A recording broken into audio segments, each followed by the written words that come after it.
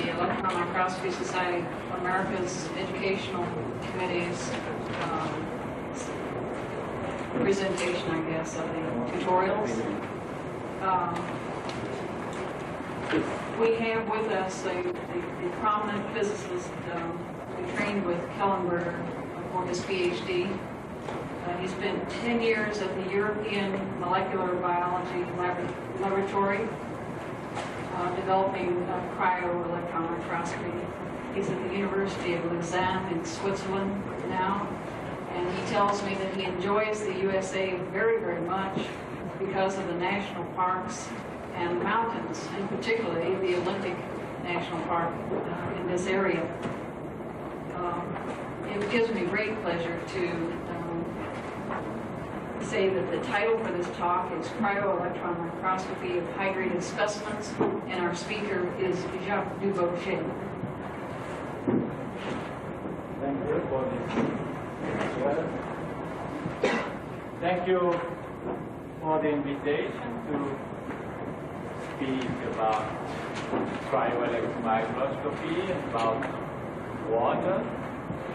And it's not frequently that there is such a valuable podium and the permission to speak for 1 hour about water, which is so beautiful. I took my best T-shirt to speak about water. There was some error of symmetry on it, but doesn't matter.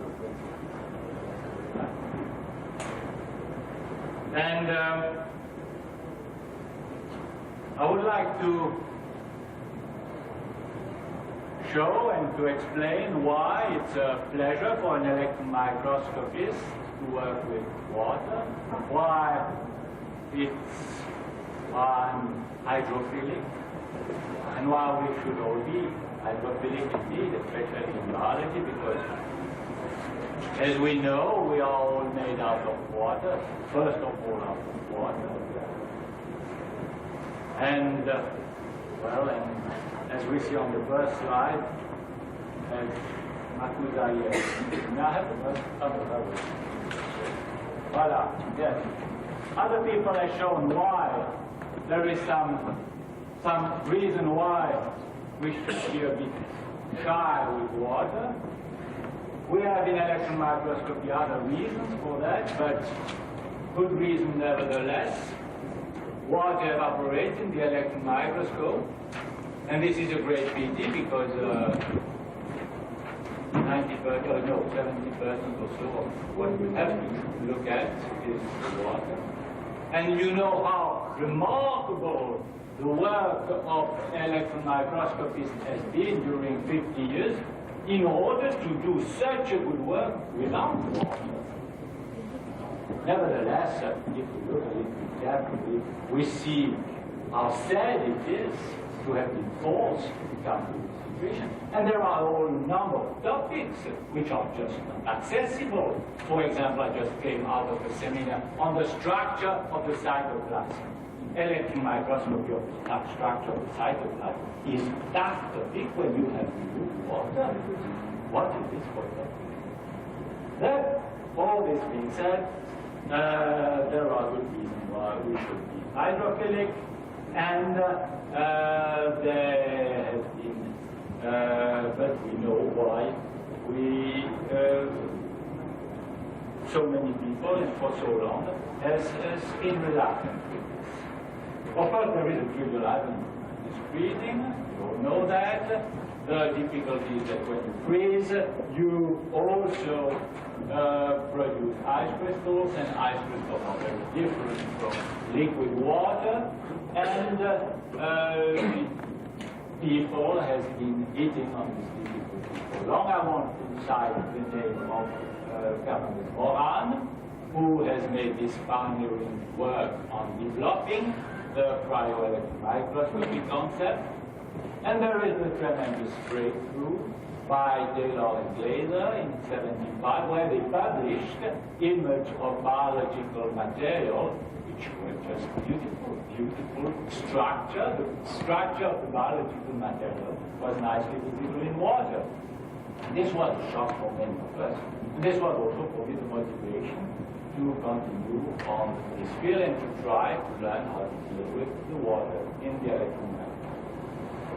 So at that time I was at the EMBL at Heidelberg, and in a small group, among the people of this group, see Alistair McDowell, other people on Marc Adrian, and together we had learned to deal with the water in the electron microscope.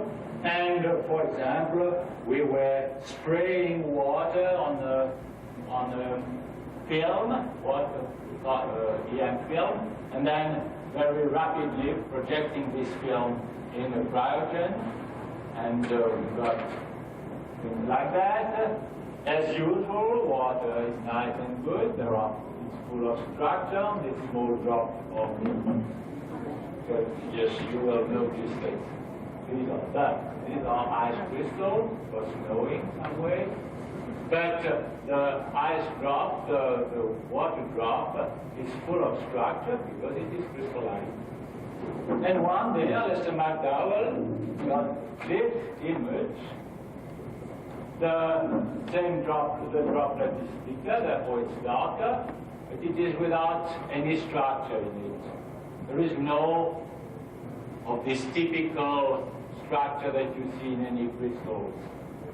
And we rapidly noted that this was not the cryogen which has been used, but that this was clearly water. And in order to know, to be sure of that, there is a simple method. You just have to rewarm it slowly, and this vitrified water turn into a strange form of crystals, according to the crystals of water, which are easily characterized by electron diffraction. That you can't miss. With the finding that vitrification was not only possible but easy in the electron microscope, you understand the trick. The idea of vitrification is old, and the hope to obtain the vitrification was an old story. However, it was unsuccessful until this work and another one shortly before by a group in Austria by Ozer and Meyer. And the trick consisted in just in this simple fact that the smaller the object, the more rapid can be the cooling. It's obvious. But when the object is as small as what you need for electron microscopy, then vitrification becomes very easy. And you can cool it just by dipping in a good cryogen into the vitrification. So when vitrification was discovered, all the rest turned to be astonishingly easy. Of course, we knew there were plenty of difficult problems to observe a frozen hydrated object. For example, you had to obtain the thin film. You had to transfer it in the electron microscope without losing it.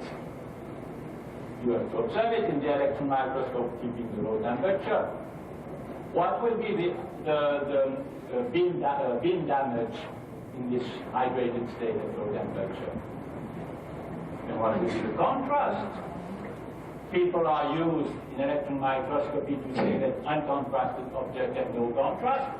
But if this uncontrasted object is put in water, what are you going to see? Nothing, of course. But all these turn to found relatively easy solution, much easier than all what was expected. And to make a whole story short, at the end came a simple, rapid, and easy method.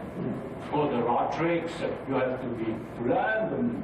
But when you have learned them, it's straightforward. It's short and and in fact, I can tell you that in our lab, when we have a solution of something to observe, we first look, of course, in water, and again in water, and again in water, and if there are good reasons, we turn to negative staining. Why not start with water? Of course. Now, this is Markarion, and the method that I will just describe it to you. I know many of you know that, and I'm repeating all story. This development was made 7 years ago and was hard to change it now. So, principle. I have, as in this demonstration, in this explanation, I'm using the most sophisticated, latest development of the technology in order to commit myself to some firm. Voila. Here's the plunger, here's the tweezer.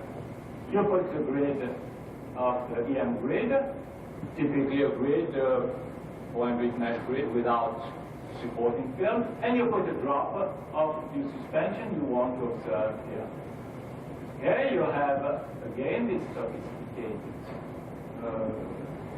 recipient with liquid ethane, and you prepare the liquid ethane by letting ethane gas flowing in that, and all this is surrounded by liquid nitrogen.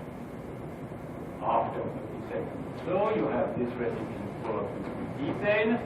You drop here with the suspension. You take a blotting paper and you press strongly on the grid. Of course, all the liquid is going to go into the blotting paper. All, not all, no. And this is an amazing answer. Yes. Oh, of course. If I'm not clear, if you have complaint or if you have question, don't hesitate. We have 1 hour to wait. Oh, no, not wait, sorry. 1 hour. Okay. And so you remove most of the, yes. When pressing with the blotting paper, there is about 1 millimeter thickness of water on this grid. And nearly everything goes away in the blotting paper within 1 second. Except for the last 1/10 of a micron or so, which will take 1 more second to go away. Strange things, strange surface property, but this is something which happens. And therefore it leaves you plenty of time to remove, or not plenty of time, but enough time to remove your blotting paper, let the plunger fall down in the liquid ethane, and add in this 100 nanometer thickness of, correct? Of liquid getting liquid. From there, you have to go into cold stage, into transfer in the electron microscope. Here is the old Philips cold stage that you can no more buy, but it's a very good one, and it is, well, highly, again, very sophisticated isolation.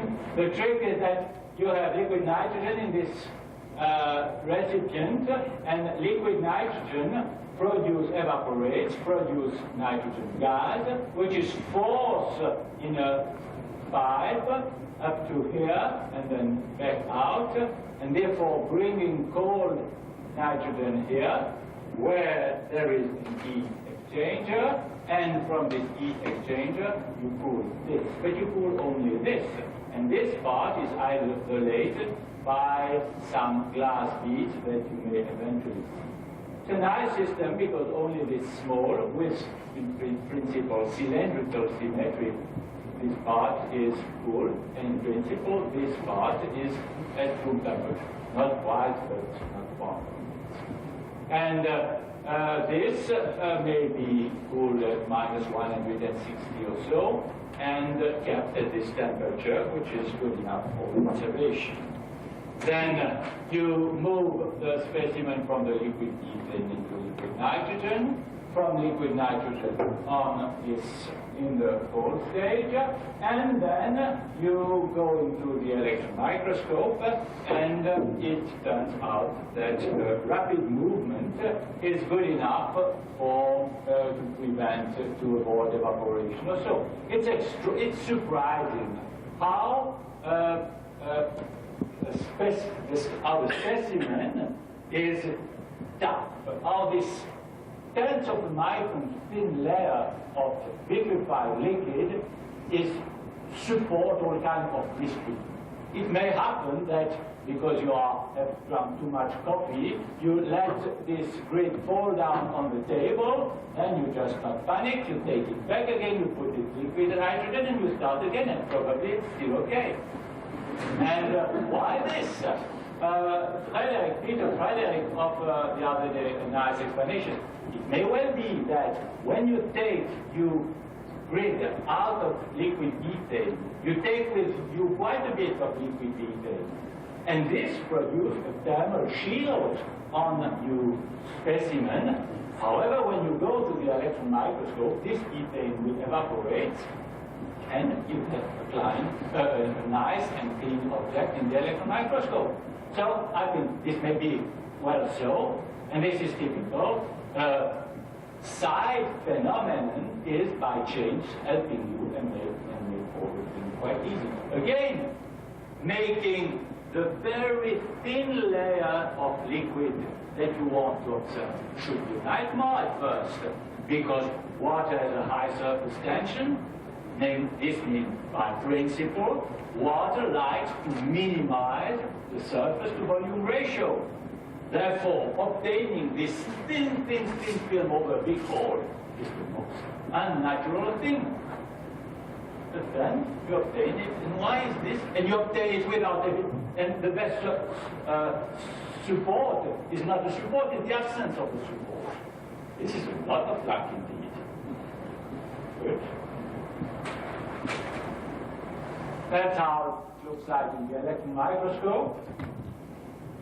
Some holes of the grid are broken. Some are too thick to be observed through. Many are of right thickness. And if you look through one of those, you will see your specimen, and the specimen should look nice.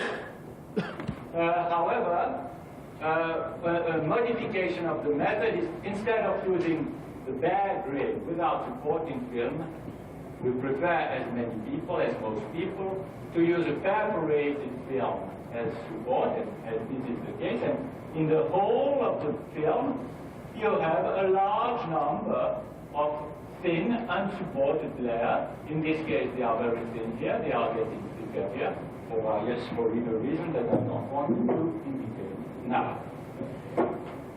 And looking at it, by the way, you see here at this corner that the specimen was not vitrified here, and you have a small region where you have crystalline ice, hexagonal ice with a thin layer of silicon. And observing the specimen, I always show the same photograph, not because it is the only one, but because I don't know why. And this is a virus, a thin layer of concentrated virus. This is semplifiporous virus, and it should look nice, and there is no reason why it should not look nice. Because it is in water, it is in its normal body, where it likes to be. It is unstained. It is not fixed chemically. It is not even absorbed onto a surface. So why should it look differently than nice? Of course, it could be also invisible because of lack of contrast. That's not so. It is visible. And here we see it with some resolution, but we must not forget it is in the hot specimen. It is with all its resolution, with all the detail. Everything is well preserved. We do not see that here. But if we take, for example, catalase crystal, and we observe it by electron diffraction, then we can see that the diffractogram extends to nothing. This means to less or to I forgot. This is a micrograph by Jean Le Paul, and I think there are spots at 2.5. Yes. Now back to the virus. Now, of course, this method, I think, is fair to compare with the classical method of electron microscopy for observing suspension, namely negative staining. The same virus observed with negative staining, the Microscopy virus. It has been studied quite intensively because the T number was a question which was open and which was tried to be solved with this. And you see structure. This is a bad virus because it is a membrane virus, and membranes are always bad to observe with negative staining. And when you dry them, if you have a tough, solid virus without membrane, just protein and nucleic acid, that's easier. But already this one is not so pleasant. And so that's how it looks like, and the same in water. And in water, it looks like what it should be. Now, we come back to the contrast. Why do we have so much contrast? Here there is a trick. If we focus correctly this image, we would hardly see the virus. However, we are using phase contrast optimally. Namely, you know, phase contrast acts as a filter or reinforce some spatial dimension of the specimen, but cut down other. Therefore, if you want to see big structure, this is the case here, the capsomeres are in the 7 nanometer range. If you want to use phase contrast to reveal the 7 nanometer structure, you need to use unusual defocusing. And indeed, here, this micrograph is under focus by 11 micrometer. But you don't need to restrict yourself to this large dimension. You also are interested in smaller things. And here's a focus series starting with a fine structure, doubling the defocusing, and going to those structures which are cut off in this one become those which are best transferred here, because you have just doubled the underfocus. And from here, you double, and those structures which were cut off here are now coming for the best here. Therefore, and continuing doubling again here, you get to this point. Therefore, each micrograph adds to the information of the other, covering what the other didn't say. Of course, one should not go on the other end. Start on the other side. Start with this one and go to that one. Because when you come to the 4th micrograph, all the fine details are already gone because of the beam damage. There is nothing anymore to find. But if you start here, you record the information when it is here. And when you come to here, you have still the good information on the long range, whereas you have lost all what you have got here. Good luck. Yes, this is drawn on this scheme. About 12 micrometer defocus, 6 micrometer, 3 micrometer, 1.5, and a nice coverage. The problem of beam damage is, of course, essential. And we are used to bad electron microscopy. Namely, electron microscopy in the dry state is a robust art.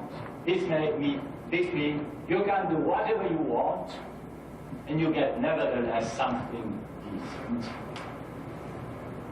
You make your negative staining without being careful. You put any dose, you focus on the spot where you record, and you get nevertheless something which will please many people. And if you want to be a good microscopist, if you are the most careful in how you dry that, how you record the micrograph in order to minimize the beam damage, the untrained observer will hardly see a difference. But the trained microscopist will see the difference between good and bad microscopy. In water, you can't do bad microscopy. Because if you try to do bad microscopy, you get a big hole in the specimen. So, but of course, here among us, it's obvious we are all good microscopists. Therefore, we're not speaking about bad microscopy. And therefore, doing the kind of microscopy here, all the one with negative staining, with careful attention to the beam and the way of preparing the specimen, it's all the same kind of thing. You just have to do it. Well, of course, there are plenty of people using this method. This is one example. And if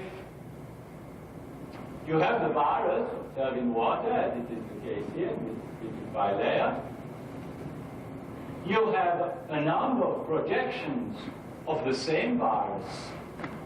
This means a number of projections toward random direction. If you have enough of them, in principle, you should be able to make a 3D reconstruction. If you are good enough to orient each projection, one in respect to the other, this can be done. These are nearly standard methods. And in this case, you or Tim Baker and his group obtain this reconstruction. But of course, when we observe the specimen in water, we do not observe the surface, we observe the whole volume of the specimen. Therefore, if you make a 3D reconstruction, you just don't have some surface where the stains stop, but you have all the interior also. And this is the joy of the computer. You may ask the computer to tell you everything about and in color. Also in color, but I'm afraid that there is a flood of white light on which is hiding the beauty of this result. This is a result by Prasad and Washu, Houston, Norovirus. And here they were trying to find some epitope on the virus where they wanted to localize. And in order to be very fine in localization, they use only FAB fragments. And because the computer is so good, they made the FAB fragment yellow because it's nice, and the virus green, as everybody knows. Voila. And of course, I don't know if you can see it. Well, I can't say it is not as good as it should be. Yes, I have been speaking a lot about virus. Of course, we'll not restrict ourselves to virus. Here's another example from the group of Nigel Unwin. And here's the receptor of the acetylcholine. And this receptor of the acetylcholine, if you are good, if you have a good charisma with it, you can convince it to form long tubes in which it forms a two-dimensional cylindrical crystalline model. And this Nigel Unwin and his group have been able to obtain excellent tubes with very well ordered. And of course, such tubes are interesting for 3D reconstruction because in one tube, the protein is oriented in all directions. Namely, you have all the orientation of the protein on one micrograph, and therefore you can get a 3D reconstruction just from one micrograph. This is what they did. Yes. Here, and this is now the cylinder reconstructed by mathematical method, seen from the side, and yes. And here the enlarged view of one of these molecules, the receptor of the acetylcholine, and from that there are a lot of thought to be done on how it works.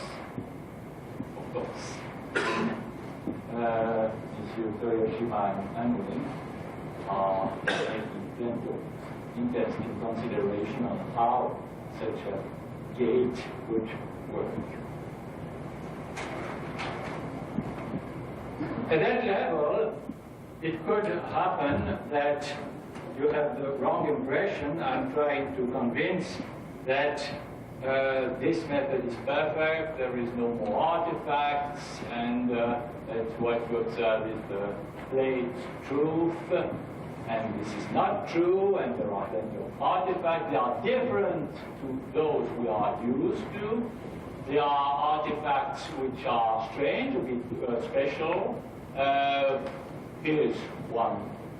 Obviously, this solution of T4 bacteria, the T4 bacteriophage of this solution were not aligned like that in the solution. They became aligned when they have been forced to go into a thin layer, which was too thin to accommodate them here and was getting thicker, so they had to find their way.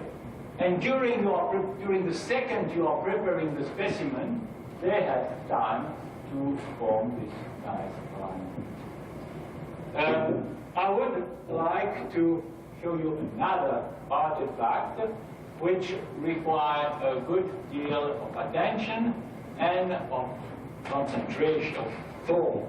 It's a strange thing, but I think that if this light is still on, they will be able to see you there, but you will not be able to see things here. So, the story is the following. Thank you, just for a moment. You have an adenovirus which has been put in water, in distilled water. And this is not good for the adenovirus. This makes it breaks in small parts like, for example, I will speak loud, like this nucleo, I don't know what, and yes, it's not clear what it is. And this group of nines that you see here. I hope you can see them where you are. There are hundreds of them, and the group of nines is a part of each phase of the icosahedron virus which goes away. I have drawn one of them schematically here. Voila. These are these nine. Oh, voila. These are these 9 capsomeres put together. And as you can see, I have put the 3 last ones, this one, and this one here. But if I turn it like that, of course, I should have put them here. So I have 2 possible ways to arrange those 2. There are 2 mirror possibilities, this one on this or this one, depending if you are observing this group of 9 like that or like that, depending if you would have been looking at the virus from the inside or from the outside. Now, what we are doing here is we're observing this group of 9 in a very thin layer of liquid. This thin layer is so thin that the group of 9 are hardly able to be like that. They must be like that. But look at them carefully, you will see that they are all in the same direction. None of them are like that. So you have a thin layer of water with all the group of 9 having decided they are going to be like that and not like that. And you tell me why it is so. What is the force which forced them to look to the left? Is it this famous chirality of the beta decay? Oh. I have another explanation. Here it is. We have the drought. And for some reason, this group of 9 like to stick to the surface. Yes, sorry. Like to stick to the surface with one defined position. They like to be like that and not like that. So they are all oriented that way here and here, and also here. Of course, those which are in the belt of the specimen are randomly oriented. However, at some moment, we take the blotting paper and we remove nearly everything. All that is going away. And what we have left are those which wear the surface. Consequently, what we are observing in this case is not the bulk of the specimen, but it is its surface. And the surface is very different from the bulk.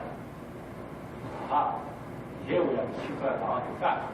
It's an interesting artifact because there are very few regions in the cell where you have no idea that there is a surface around. And surface phenomena are surely important. But it makes the thing quite a lot more complicated. And indeed, since this method is working, the most surprising thing we had, and the most frequent surprise was related to surface-dependent artifacts or phenomena. One of them is explained. Yes. I have spoken a lot on specimens, which are good for 3D reconstruction by the method where you produce averaging, where you have some form of crystallinity and of symmetry. We would like also, and most of us indeed, are working with specimens which are not periodic. So, in order to try to give an idea what can be done with this method on specimens which are not periodic, I've chosen to speak a little bit about the DNA. So, voila, the DNA. In fact, yes, you know that here you are not observing the DNA. You're observing a code. This is a Kleinschmidt spreading.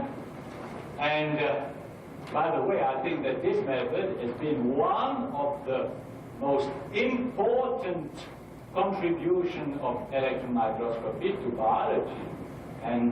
But nevertheless, with this method, you are not observing DNA. You are observing a coat of cytochrome embedded, covered with metal around a little bit of DNA. And if you try to reduce it and to look only at the DNA, it's getting very difficult. This one. Here's an old micrograph of something similar now observed in water. This is chromatin. Chromatin,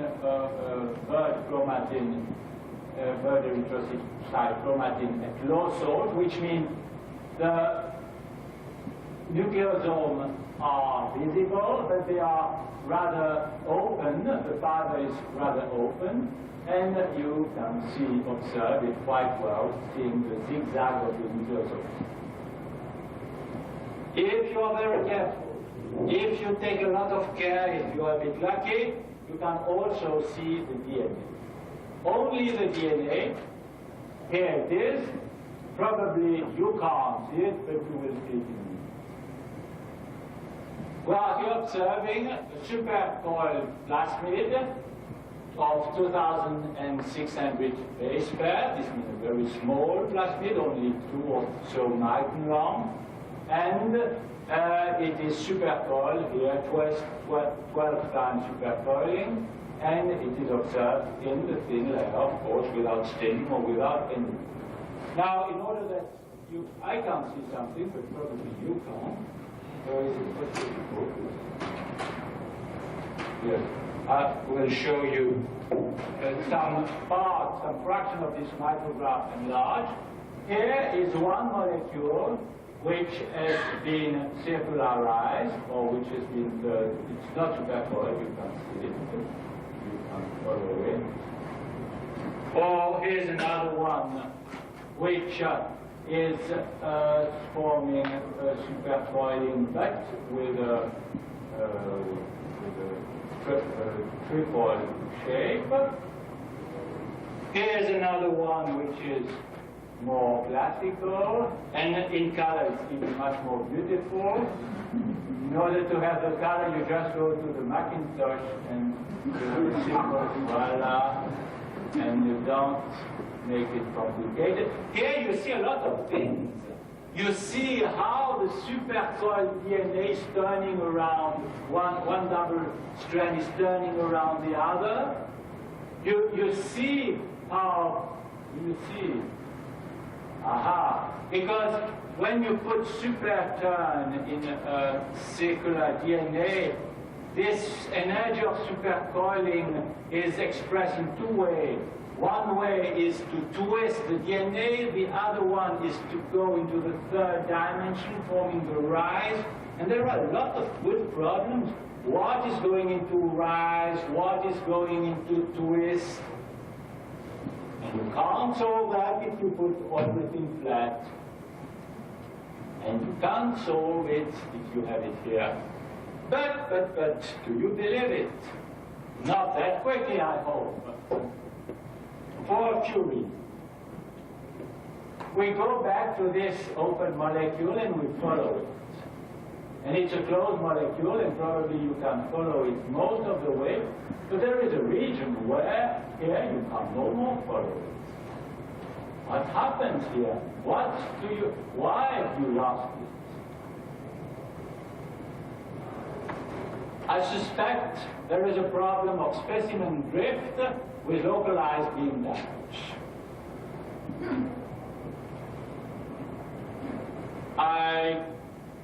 But we could imagine another reason.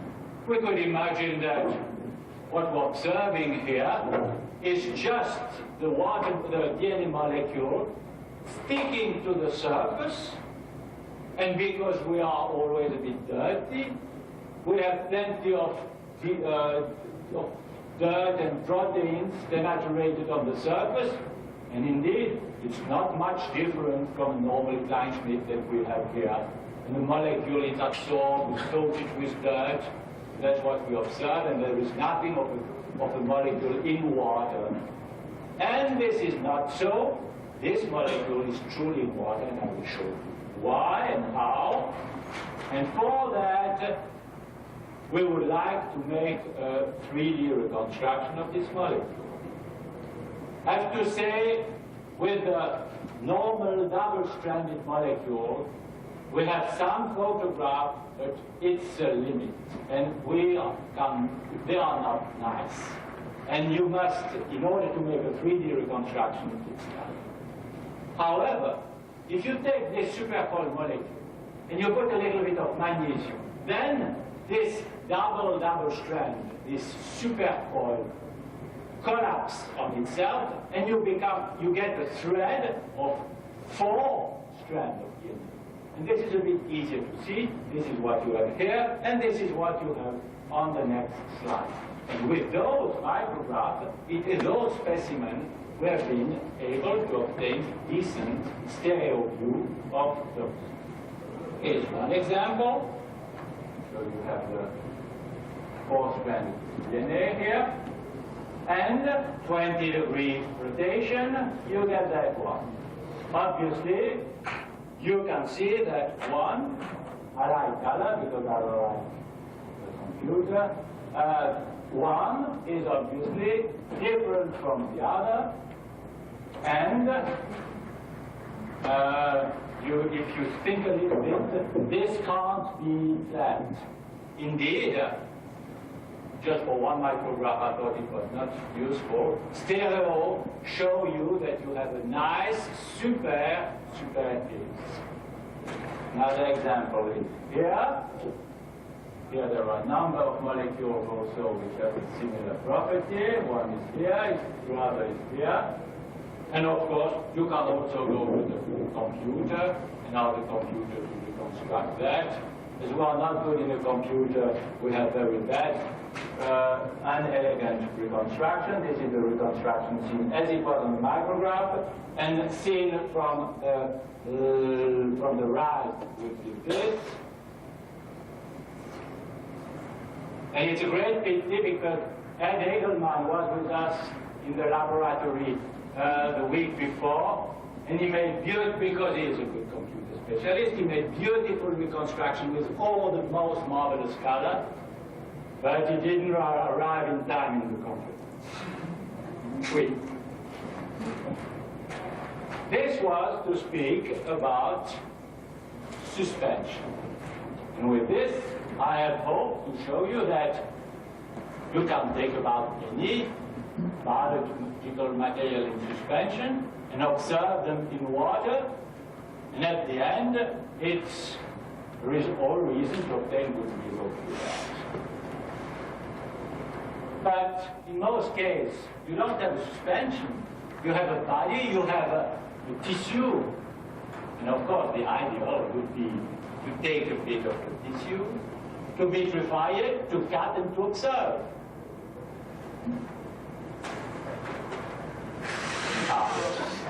Alistair McDowell is the person who played a major role in the development of this technique. Behind, you can also see Sir John Kendrew.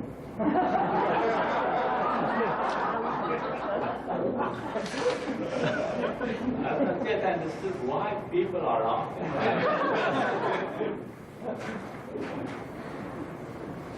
Well, here the method is more complicated. And whereas for the one with the suspension, I must say that, as I told you, the method is ready and without important development since 7 or 8 years. And I find it really strange that only perhaps 5% of those people are making electron microscopy of biological specimens in suspension, are only 5% are using this method. I think it is strange. Well, it's a matter of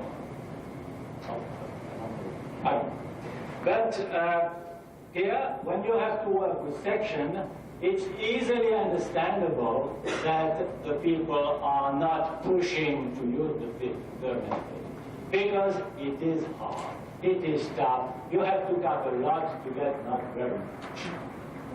You have to cut at low temperature, of course, in a cryo-microtome, which is an expensive thing. You have to do a decent vitrification. If you have not good freezing, you are going to do nothing. And then you have to manipulate this section, which are flowing away, jumping away. When you try to catch them, you can't float them on something. And when they are on the grid, generally you have lost them. And or they are not in a decent position. And when they are in the microscope, they are dirty. And, well, nevertheless, sometimes you get nice section, as this is the case. It was snowing again. This is methyl filament, and you can probably see all the detail of this fiber.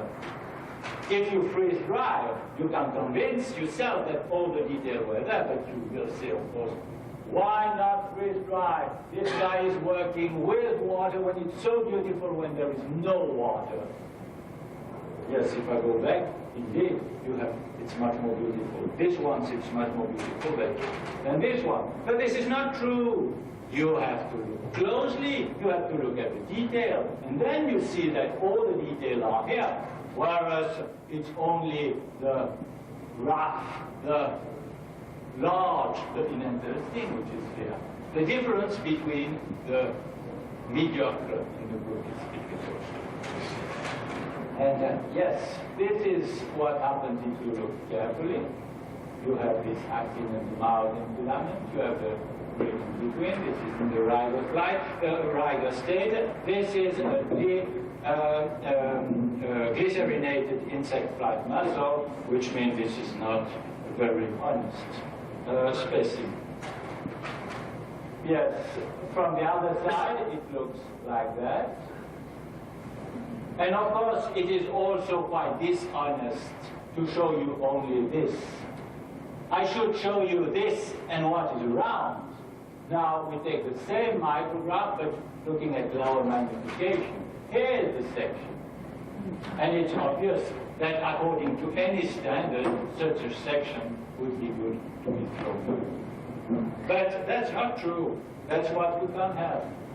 There are some cases where it's a bit better, or frequently you can get things which are better than that. But it's a lot of work.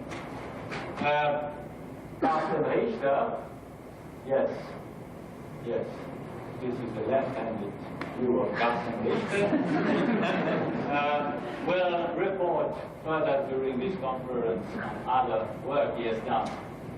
But I just want to show two micrographs. One of them is a micrograph of a crystal of DNA, a liquid crystal of DNA in the hexagonal form. And here was well frozen, and it was possible to obtain large, good, and nice sections. As you all see, you have here a beautiful crystal of DNA. Perhaps you don't see all the detail, so do I, but if we go closer, we can see it. And here we have all the organization of the crystal at 2.3 nanometer interval. And I have been working a lot on trying to observe DNA condensed states by conventional method. I think it would be very hard without water violet method to obtain this kind of resolution and this kind of fine detail as it is obtained. Now there is very recent, or I realized very recently, that there is a new development going on, and this development has been put forward by Martin Müller, and this is the possibility of using high pressure freezing. And this is this apparatus which was first developed by Hans Mohr and the people with Heinz Gross. And this is a big machine, and you freeze instead of freezing, as I've shown to you, or by some unsophisticated method. The freezing takes place under more than 2,000 atmosphere pressure, and it looks more like an explosion than like freezing. But apparently, there are now conclusive evidence that you can vitrify large volume with this.